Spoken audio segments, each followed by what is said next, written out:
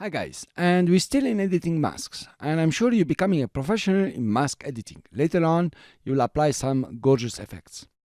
In this lecture, I'm going to show you how to edit masks using the famous pen tool. In fact, I think it's meant for editing masks. Let's create a rectangular mask just over here.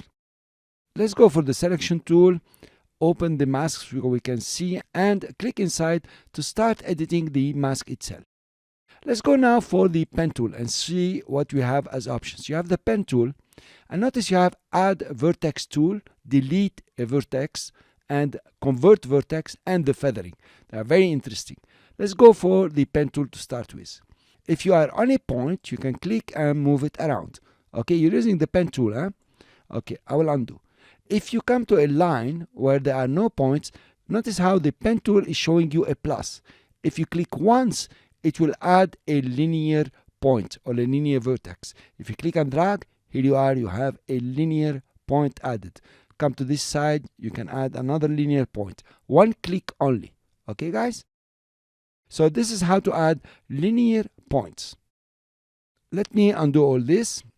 But now, if you click and drag, here you are, you created a continuous Bezier point. Pretty interesting.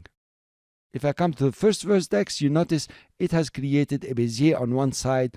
If I add another point here, click and drag, I have another Bezier point. So notice this point has become totally Bezier without handles, by the way. Okay, let's say curved. So with the plus, click and drag, you will add a Bezier point that you can move around. Now let's go back to the pen tool, a long click, and we have seen how the add works. It's almost automatic, but the delete is not. When you select the delete key, you can, of course, delete points. Here you are.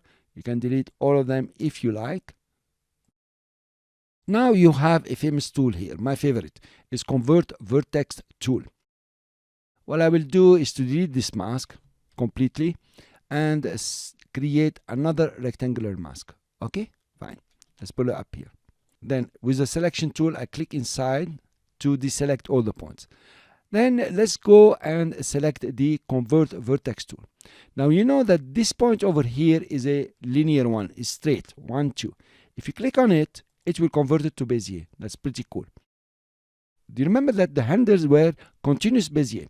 With the Convert tool, they are now Bezier, as simple as this. So it's pretty easy to start, getting your masks the way you would like. If you come over here, it changes into a pen plus. And then with the Convert tool, you can just move it around. Okay? The problem is if you click again on the point with the Convert tool, it will turn it back into a linear point. So you have to go back and cycle again or use the G and use the pen tool. Let's delete this mask. Do a rectangular one, just small like this, not much. I want to show you. And I will take the Convert Vertex. Now all the points are selected, right? So if I click on one, it will convert all of them. And then if you click again, it will convert them back to linear. Pretty cool and pretty useful. Let's take now the feather tool, and it's very interesting. You know that you have a feathering in the mask here. This is feathering, right?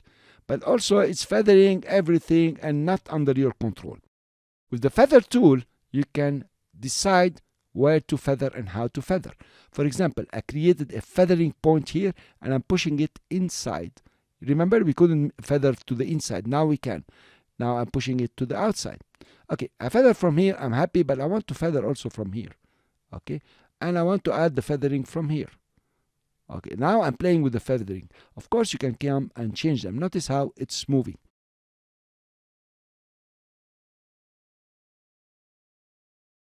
Thank you very much for listening. This was editing with the pen tool.